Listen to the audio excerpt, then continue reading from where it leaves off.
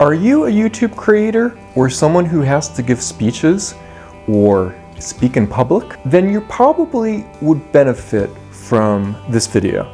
And today we're going to talk about pre-performance anxiety as it relates to your executive presence and your ability to speak effectively. And there are a couple of techniques that you could use to be able to increase your performance when speaking in a public arena, whether that's YouTube or at a meeting at work or at your church or synagogue or mosque, in whatever capacity you have to speak. But before we start, they've done some DNA testing, and supposedly certain types of people are more apt to be willing and able to speak publicly. Actually, I saw that on 23andMe. Let me find it. So before we get into the techniques you can use to become a more effective public speaker, I just wanted to go and get it out there first that according to some DNA tests like 23andMe, some people do have a genetic propensity to be more willing and able to be public speakers than others. Whether that's true or not, I'll let you determine. But according to 23andMe, there are 802 identified genetic markers that determine, supposedly, if a person is less likely to have a fear of public speaking. So there are certainly, conceivably, some nature and nurture arguments in regards to public speaking. Not that you can necessarily do anything about your DNA in that case, but if you follow these other techniques, these should help. Probably the first and foremost is just practice. The more you do something, the better you become at it. And the same is true of public speaking. You need to be able to speak to a wide variety of people because you don't always know what your audience is going to be. And you need to be able to speak clearly and enunciate as much as possible. The more you practice, the easier things like that, and every technique that I'm going to give you will be easier. So this practice, talk to yourself, talk in front of a camera, talk in front of your phone. The more you do it and the more you get feedback, the better off it's going to be. Once you know what you sound like, and once you know what you look like, if you're doing something in person or on camera, the easier it's going to be for you to go and tweak your behaviors or your aphorisms or any of those types of items, any of those elements to be a better public speaker. If you're going to do something that's more high stakes, it's also a very good idea to be able to go and just do something with a small set of friends or family and get practice with an audience. Or if you're doing something like videotaping yourself or something like that on your phone or on YouTube, have some of your friends or family watch your videos or your audio clips to see if, how you sound, how your message is conveyed. Something like practicing in front of an audience with video or audio or combination thereof will certainly make a big difference. The next thing is to make sure that you're comfortable with the subject matter that you're speaking about. If you've ever had a debate course in college or joined any public speaking groups or organizations, and they do exist, and that is another perfectly great technique to use. Find a group of Toastmasters and practice with them. But if you've ever seen those groups, what was my point? It's always a good idea to have a base of knowledge of a particular topic. If you've ever seen those groups, you know that sometimes they will just be given a topic and one person is going to go and give a positive on a particular topic and some person might debate the negative of that particular topic. You might not necessarily even agree with that topic. If you're ever doing it though, you want to have at least a base amount of knowledge for a pro and con to be able to speak with some authority. You don't have to be an expert, but you have to at least know more than the baseline of whoever your audience is. Talking about subjects that you enjoy, of course, are going to go and probably be easier for you than topics that you're not interested in or that you don't have a broad set of knowledge around, or even specifics. So talk about what you know when you're able to. And if you don't know about a particular subject and you need to speak about it, learn at least the basics. And the next thing that it's very important to do is be mindful. I have some videos out there on mindful meditation. I also have some videos on meditation and just deep breathing techniques. If you want to avoid the anxiety before speaking, practice some deep breathing. Practice some mindful techniques. You want to be able to be in the moment when you're speaking and not thinking and not worrying about the past or the future. You want to be there now with your audience to be able to go and engage them. Someone who's thinking about their grocery list isn't going to be able to reach someone as well as someone who's actually conveying a message and engaging their audience. And that leads to my next point. You want to be engaging. You want to be able to smile if you're using video or if you're doing something one-on-one or physically to a group as you're speaking. You want to be able to give a good narrative of what you're speaking about. Telling stories always is more impactful than not. When you can relate something to a particular time or place or person, the who, what, when, where, why, the more your story gets its own legs and is able to engage people. Always tell a story if you're able to. And if you can't, learn the process of storytelling, and that's going to be a topic for a future video. And one of the ones that I'm really bad about is practicing posture.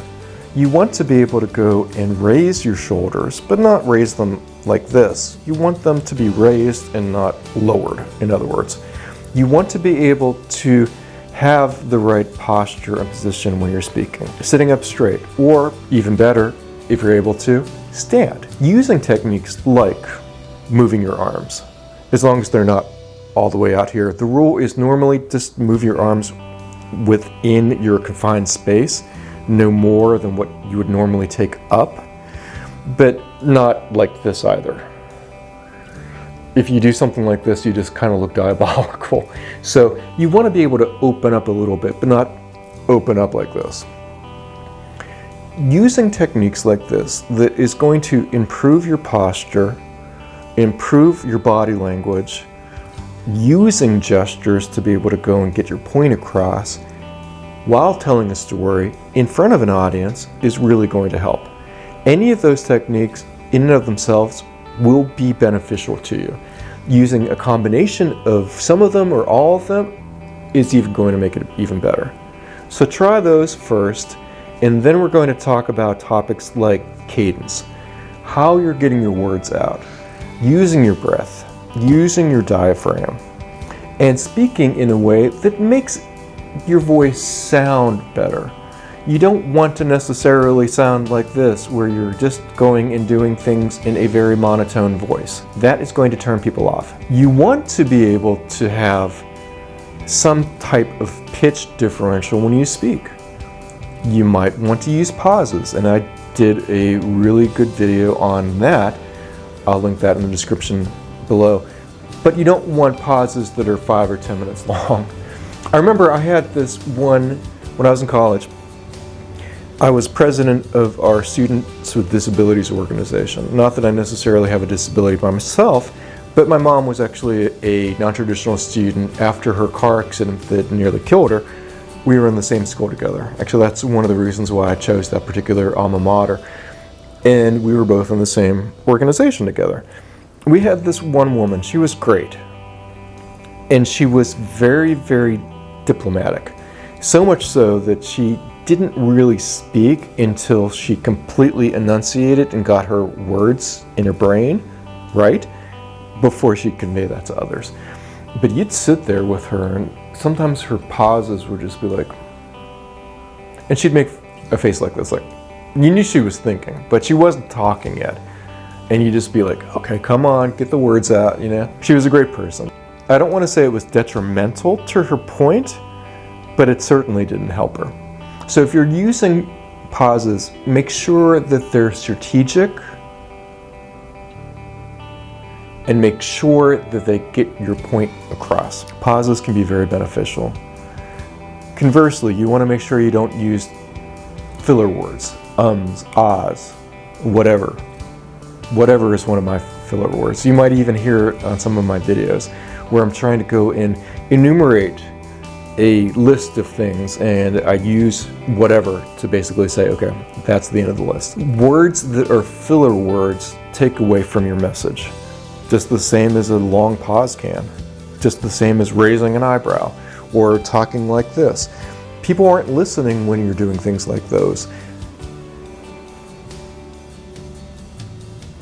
Why? Because their interest level has changed. They're no longer listening to you, they're just seeing the hand over here. The same is true of magic. I'm sure you've heard that before. Just the idea that the hand is quicker than the eye. That's because we're putting our attention away from what should be paid attention to. When you're doing magic in that game where people play, which the ball is under which cup. The magician is specifically trying to get your attention in one direction so they can hide the ball under the right cup. As a speaker, you want to make sure that you know exactly where that ball is and that the attention of your audience is right there with you, watching that ball, which leads to the colloquialism, be the ball. But it's true. You really want to be able to keep someone's attention, and using techniques to be able to do that. At the very least, not to get them thinking about something else.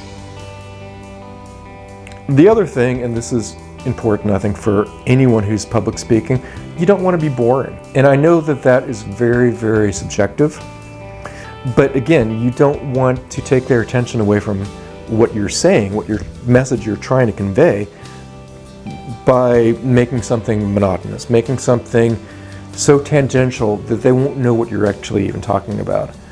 Or using things like acronyms. I can tell you, I'm in IS, but there are tons of acronyms that don't apply to my specific field in IS. IT, information technology. If I were to use acronyms like that and throw them around, it might make me think, oh, well, obviously I'm important because I'm using these I'm using these acronyms, and you might not even know them. But to your audience, it just really doesn't jive. It just makes them think that you are not as well of a speaker as you could be. Think about when you read a newspaper, and I'm talking about a physical paper newspaper or their online websites. The level of comprehension is about a 5th grade level. I'm not saying all articles are like that, but they want to make it easy enough that everyone, or a vast majority of people, can understand the message that they're trying to convey. You don't want to make something so lowbrow that no one's interested, or so highbrow that the majority of your audience isn't really going to get what you're saying. You have to make it relatable, and that's why it's important to understand who your audience is. If you don't, at least try to make it a baseline like what they do with the newspapers. Try at the 5th grade level. Something that you'd be able to talk to a child or an adult and everyone would be able to understand you. So think of it from that perspective. If you need to go and gear towards a specific audience and you're expected to use things like acronyms within a particular field, by all means do that, as long as everyone knows what those acronyms are. Otherwise, you just look like you're showing off. In addition to practice, another key element, and I'll leave it at this, is rehearse. If you have a specific topic or speech that you're going to perform, and that's what it is, it's a performance. Everything we do in life is a performance to some degree or another. As Shakespeare said, the world is a stage. If you're going to go and do a particular topic in front of an audience, not only practice, but rehearse that particular speech. It will improve your cadence, and that'll be another topic for another video. It will improve the timeliness. It will improve the scope of the entire topic and speech. Well, that's it for now. There are more topics, and like I said, I'm going to do a compendium of related videos to this, but good luck, and let me know if any of these techniques helped you, or if you use a combination of them, which ones you used, and which ones in combination. Take care. Thank you very much for watching.